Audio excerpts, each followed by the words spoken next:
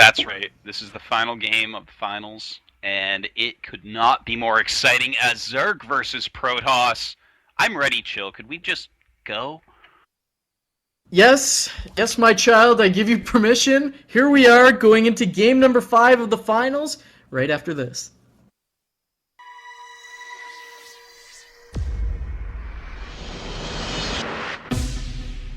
Link engaged.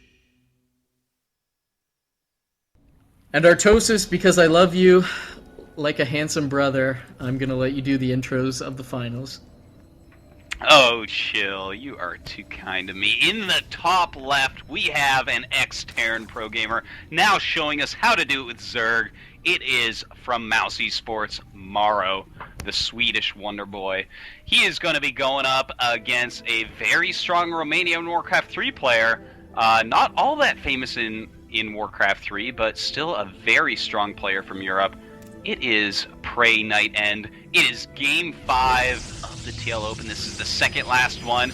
An extremely important game for NightEnD. If he doesn't win, he has to have a great showing next week, or he probably will not make it into the TSL, something that every foreigner wants to do at this point.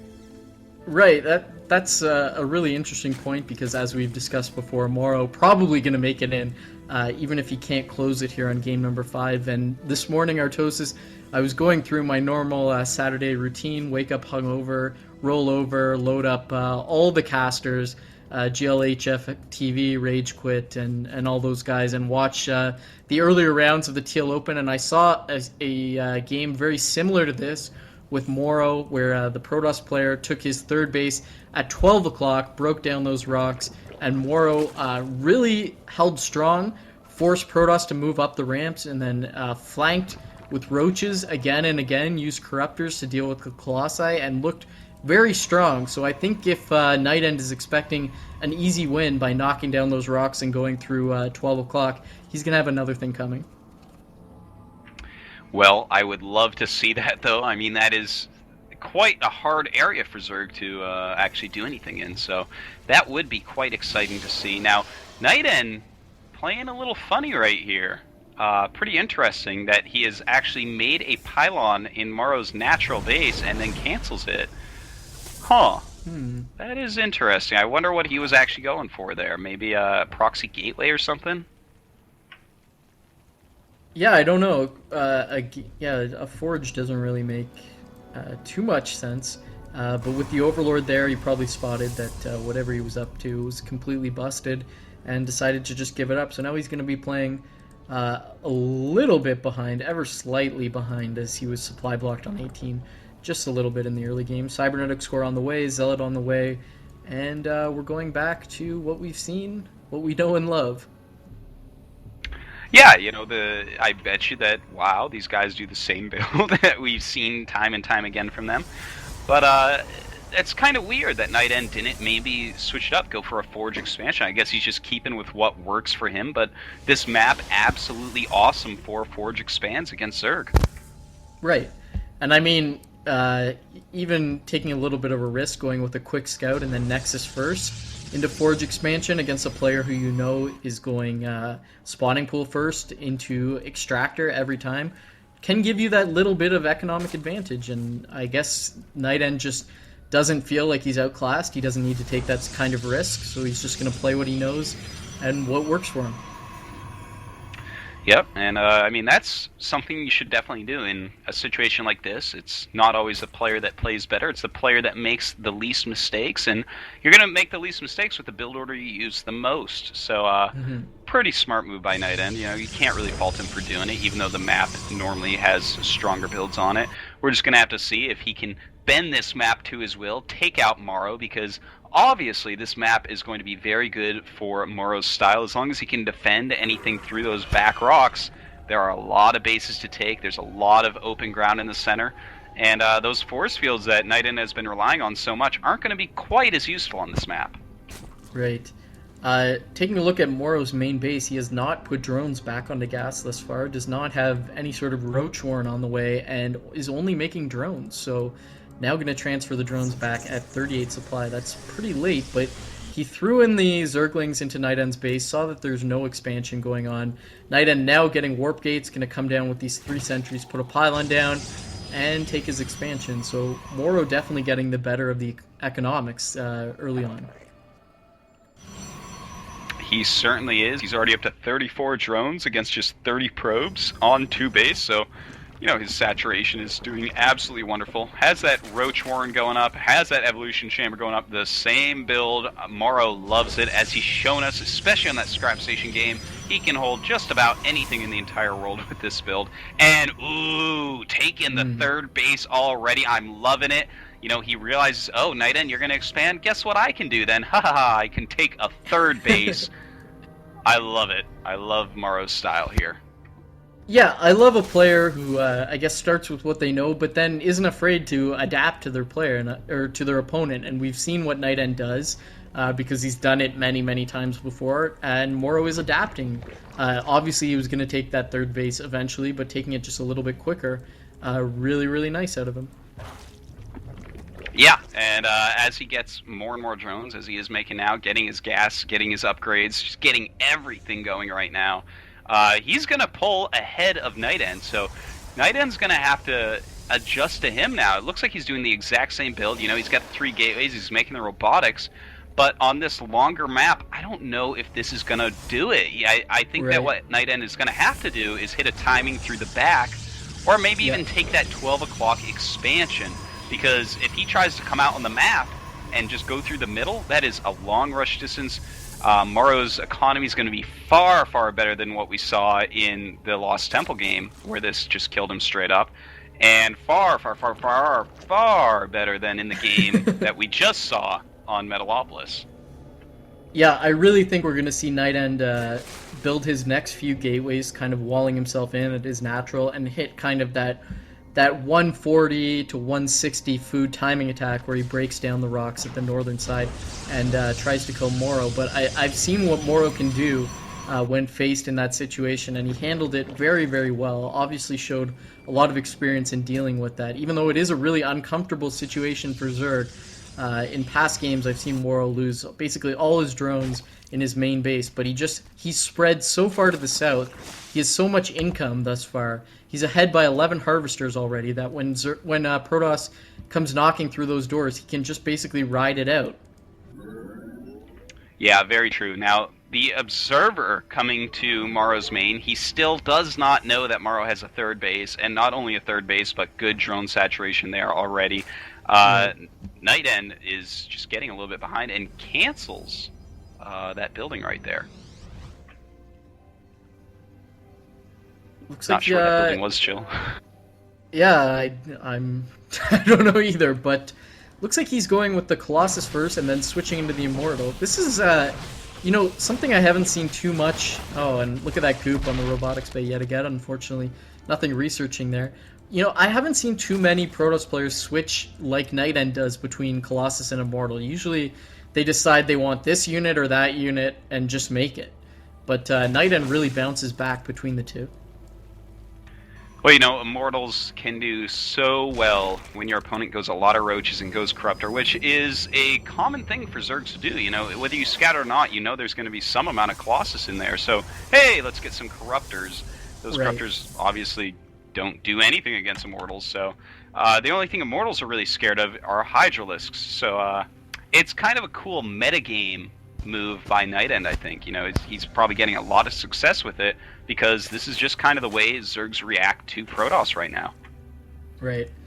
And we've got a 4th base going up for mouzMorroW, and look at this, already taking the Vesperian Geysers there, and mouzMorroW is just beginning his creep spread now to connect those 2 bases. He's got a single creep tumor train headed south, and a lot of scouting being done by this Observer. It's just gone around the world several times for NightEnd, taking a look at exactly what he's going up against. But looking at the supplies, NightEnd at 120 and mouzMorroW at 146 now. That's getting a little bit out of control, but as we've seen before, not all supplies are born equally. Protoss going to get a lot more value, especially when roaches are out on the field for less supply. So if NightEnd can get into a nice position he'll probably be able to do well against this composition. We're going to have to see. mouzMorroW already getting out a lot of corruptors. He's got 6 on the field thus far, 7, 8. They're just joining up here. Yeah, there's a little corruptor convention going on, but they're going to be very sad to find that there is only one Colossus for them to shoot at. They're going to be arguing over who gets to kill it and all that stuff. Meanwhile, the roaches are going to get plowed through by these immortals. So, mouzMorroW might be in a little bit of trouble from this first timing push. And in the meantime, PraeNightEnD, he is planning for a longer game. He is taking a third base. Yep, moving through the middle of the map. mouzMorroW doesn't quite have his creep spread yet, and PraeNightEnD is completely navigating away from the creep, going south. mouzMorroW doesn't have his bases even connected yet with this creep, so that's a little bit unfortunate, but PraeNightEnD has no intentions of attacking here. It looks like he just wants to guard the northernmost destructible rocks to make sure his expansion can go up successfully. Meanwhile, chasing away the Overseer in his main base, continuing robotics unit productions, and he's making immortals. So I like that exactly how you said. He makes a 1 Colossus, it's kind of baited out a lot of corruptors, and now those corruptors are doing nothing. And there's a lot of corruptors. There's 12 in this convention now. Yeah, that is becoming quite a big amount of corruptors. 12, that's of course 24 supply against just a 6 supply Colossus. That kind of tells the story better than I think we could. That obviously it's going to make him not make Colossus, which means he can go for a much heavier Hydra composition. He does have 17 Hydras out already, but the true story of unit counts here, Chill, is 90 drones against 62 probes. Seriously. mouzMorroW has a sicko economy. Like, he is mining so well right now. His economy is totally insane, and now the Overlords, they are going, Chill, they are going out into the world to see what they can see.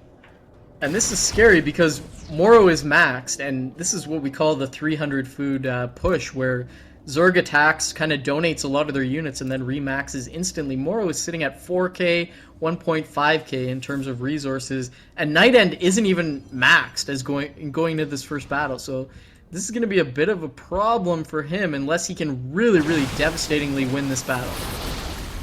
And the Corruptors quickly take down the Colossus, a lot of force fields going up, and mouzMorroW realizing that, oh wow, I probably should not even attack into this, losing a lot of units. Good force fielding by PraeNightEnD there. Really cutting away the units running away, and take a look at the supplies now. 174 for Protoss, 193 for Zerg, so a lot of value there. PraeNightEnd's going to have to do that 1 or 2 times more to get back into the game, continue his upgrades, and really get his production facilities online. And, well, mouzMorroW just made 20 more Hydras, so he is going over to a mostly Hydra army that's going to be perfect against no Colossus. You know, Immortals just, they aren't very good against Hydras, and by not very good, I mean really quite terribly bad. So, these Hydras going to do a ton of damage. This is actually beginning to look pretty interesting. But also, PraeNightEnD has successfully made the transition into High Templar. He's got 2 on the field, and Psystorm just about to finish now. So this is going to be a really difficult timing for PraeNightEnD, but if he survives it and gets that Kydarian Amulet out for his Templar, he may be in a good position to deal with Hydras. mouzMorroW actually breaks down the North Rocks and just strolls in uncontested into PraeNightEnd's expansion. And these Hydras getting a lot of damage, and beautiful Psystorms flying down the fortress, so he can't run away, and everything is so badly hurt, it looks like PraeNightEnD will easily clean this up, even the Corruptors being hit, and that was sick, insane damage by PraeNightEnD, and suddenly it looks like he lost almost no units in that confrontation, did lose a few probes, but I mean, I love this unit combination, Chill. I have to tell you, a lot of Immortals and a lot of High Templars equals a lot of dead Zerg units. What is he going to be able to do? There's even a lot of Stalkers in here, and it looks like he's going to go Roach Hydra from here. A little bit heavier Hydras than Roaches, but he's going to have to stay on creep. Otherwise, the High Templars are going to eat through those Hydras quicker than, I don't even know, me through a peanut butter sandwich. Now moving forward, gonna fight this Hydra Roach army. Got some High Templars in there, but he needs to get his Psystorms working. Maybe the High Templar out of energy. No, they're good. The Psystorm is good, taking out a lot of units there. PraeNightEnD continuing to press forward. mouzMorroW is staying max throughout this entire army, up at 194 supply now, so it looks like PraeNightEnD is going to push through, but his supply has fallen down to 130. Meanwhile, mouzMorroW at 170, 160, falling now, jumping back up to 170. And NightEnD has successfully pushed through. He's got to deal some damage, or he's got to pull back. Both viable options. Looks like he's decided to pull back while he sets up the bottom right expansion and moves to take the bottom right main. And I like this because he's not getting too aggressive and putting himself out to be cut up by any sort of reinforcements by mouzMorroW. He's just taking more expansions, and there's going to come a point where mouzMorroW is going to be the uncomfortable one. He's going to have to take a vulnerable expansion, and that's going to be NightEnd's time to play. Yeah, you know, NightEnD just equaling the expansions of mouzMorroW right now. That's going to be terrible for mouzMorroW. NightEnD actually pushing up a little bit quicker than I think he should. At this point, he can kind of play a defensive game. You know, the supplies are very similar, yes, but he's on mouzMorroW's side of the map. He's near creep. He should probably just sit back, remax out, work on his upgrades, and then just chew through mouzMorroW's army, because mouzMorroW obviously has a lot of minerals left over. He can remax pretty quickly. Even though most of it will probably be Zerglings. And here we go! NightEnD doesn't care. He's going to walk right in there. Good side storms, but on creep, Hydras can get away from that. A lot of High Templars are left over. And there they go. A lot of good side storms going off. And it is looking like, I don't know if mouzMorroW can actually handle this army. Yeah, it looks like it's going to move through, and mouzMorroW is sitting at 130 supply now, so he's really started to feel the pain of NightEnD moving in, who's sitting at 160 supply. Going to march right into the natural, take out the queen, and really going to isolate the reinforcements from mouzMorroW that are coming out of that main base. mouzMorroW, meanwhile, trying to respond by taking 2 expansions in the center of the map. But I think it is all over. I think NightEnD has successfully solved the mouzMorroW puzzle as he charges in here, taking out the natural. And mouzMorroW just has so much supply caught up in these corruptors. He's still got all this supply. You should probably just donate them and max out. And that was really a brilliant move by NightEnD, not overcommitting to Colossi and making the successful transition into Psionic Storm to deal with the High Templar. And I think if you do that successfully, you get rewarded by winning a TL Open. I guess you certainly do, but mouzMorroW, he has not given up. If we look down at his third base, which is now, I guess, his main, he's got a Greater Spire, he's got Infinity Spine Crawlers, and Infinity is a big number. It takes quite a few Stalkers to take that out, especially when you count in all these Broodlords. So this game is not over by any means. He's going to move in, take a look, and that is not a sight Protoss wants to see, so they're just going to get the hell out of there and pick on the easy kid who's down here in the bottom of the map. Hatchery going to get taken out immediately. mouzMorroW has resigned himself to just these 2 bases, but he actually has a lot of supply and a lot of money right now, still floating at 1.5k, and those zealots aren't real. Those zealots are pink. What's going on here? Is that a new unit? I don't know. Oh, okay. Anyways, right now what NightEnD should do is make Void Rays, really, seriously. Just Stalkers and Void Rays. Obviously, mouzMorroW is not dead, but he is behind. He's going to base a lot of his game off of these Broodlords, off of the Spine Crawlers as well. And NightEnD, with this type of economy, can do anything he wants. So Void Rays, I mean, they kill Broodlords pretty dead, as well as Spine Crawlers. But it looks like he's just going to add some more Robos, add a ton more Gateways as well. So I guess we're just going to see Stalkers and Immortals try to punch through this. Yeah, he's working on his upgrades as well. He's sitting at 1 armor, 3 attack. He's getting Blink as well. He still hasn't gotten that Kydarian amulet for Templar energy, so I'd like to see that added up.